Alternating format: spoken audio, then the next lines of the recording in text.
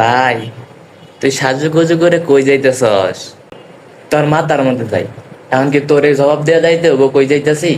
তুই না কইলেও কিন্তু আমি জানি তুই কই যাইতাছস। ক ক দেখি কই যাইতাছি। তুই তোর ক্লাসমেট সাদিয়ার সঙ্গে দেখা করতে যাইতাছস, তাই না? এ আস্তে আস্তে, আম্মা শুনবো। আমি সবই জানি। জানোস বালা কথা, একদম চুপ করে থাকবি, কাউরে কিছু কইবি না। চুপ করতে পারি, একটা শর্ত আছে। কিসের আবার শর্ত? 500 টাকা দে। এ আইসি 500 টাকা নিতে, আয় তোরে মুরানি দিই, আয়। দিবি না তো?